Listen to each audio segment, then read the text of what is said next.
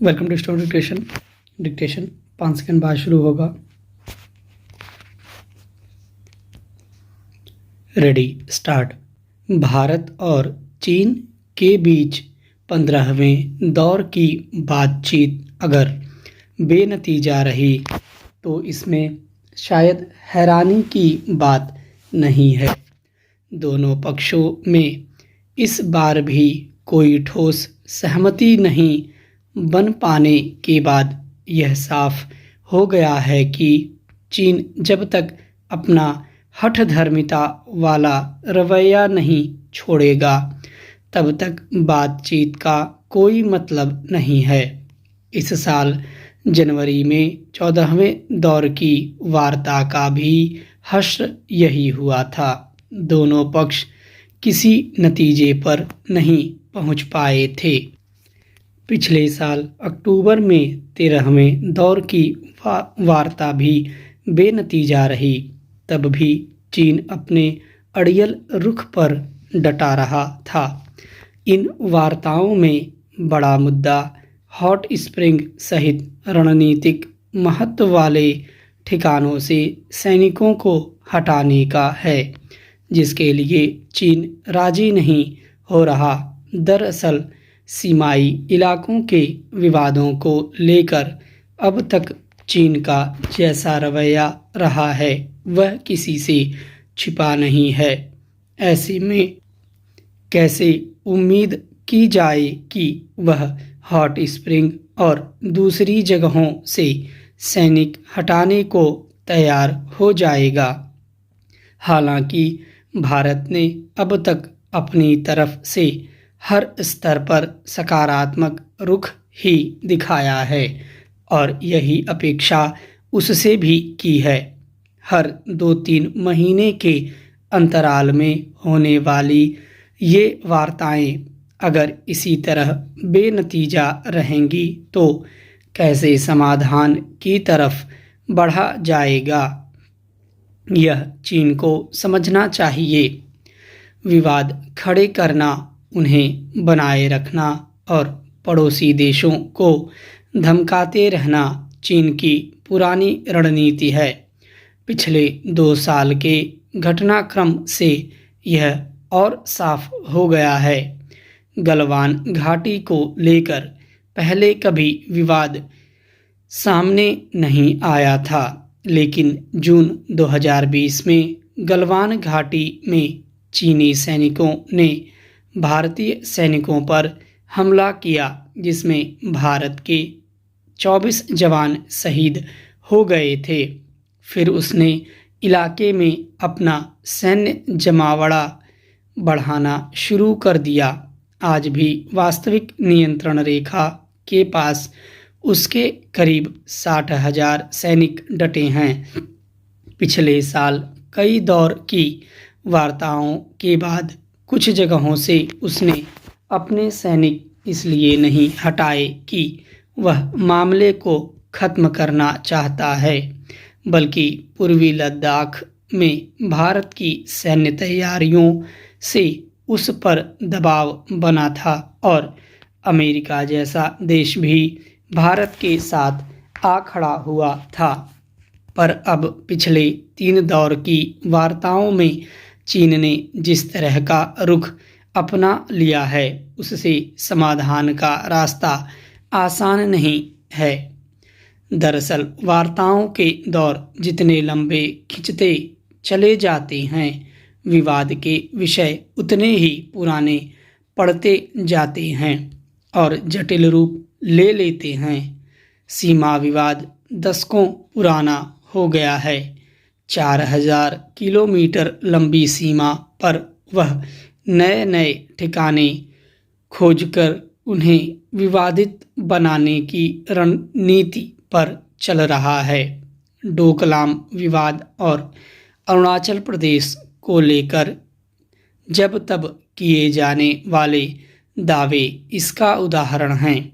ऐसे विवाद पैदा कर सैन्य गतिविधियां बढ़ाना, सैन्य अड्डे बना लेना, रिहायशी बस्तियां बसाना लंबे समय से जारी है। चीन के रवैये को लेकर विदेश मंत्री एस जयशंकर समय समय पर जो नाराजगी जताते रहे हैं वह बेवजह नहीं है। जयशंकर का यह कहना कि इस दौर में भारत चीन के रिश्ते जितने तनावपूर्ण दौर से गुजर रहे हैं उतने पहले कभी रहे कोई गलत नहीं है।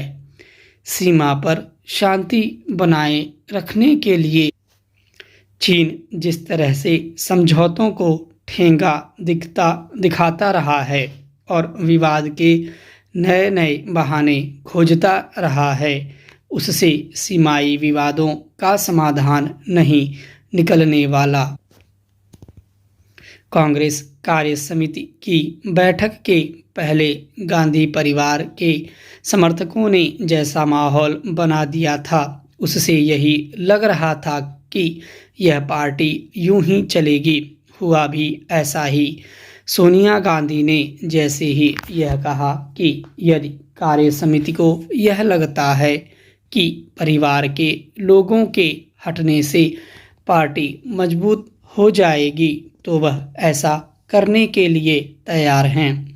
वैसे ही कुछ ऐसे स्वर गूंजे, अरे नहीं, बिल्कुल नहीं।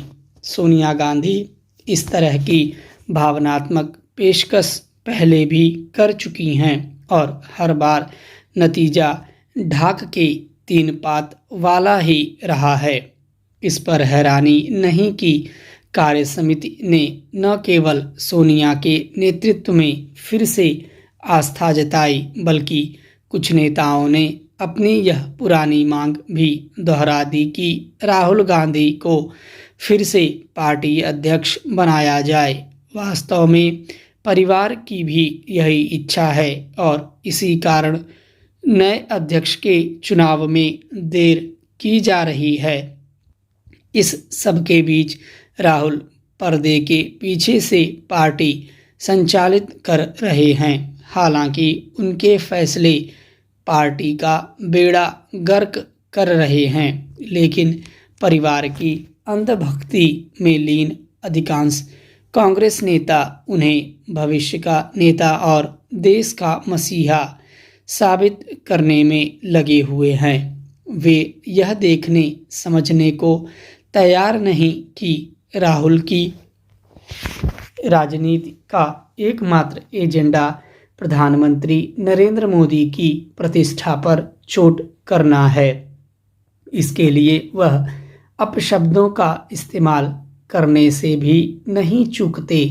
उन्हें ऐसा करते हुए 8 वर्ष हो गए हैं लेकिन वह यह साधारण सी बात नहीं समझ सके हैं कि अपने सबसे बड़े प्रतिद्वंद्वी नेता को नीचा दिखाने की कोशिश को राजनीति नहीं कहते।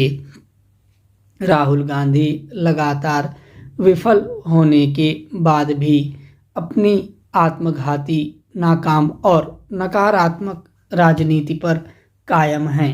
वह न तो कोई नया विमर्श गढ़ पा रहे हैं और न ही ऐसा कोई नज़रिया पेश कर पा रहे जिससे जनता उनकी ओर आकर्षित हो।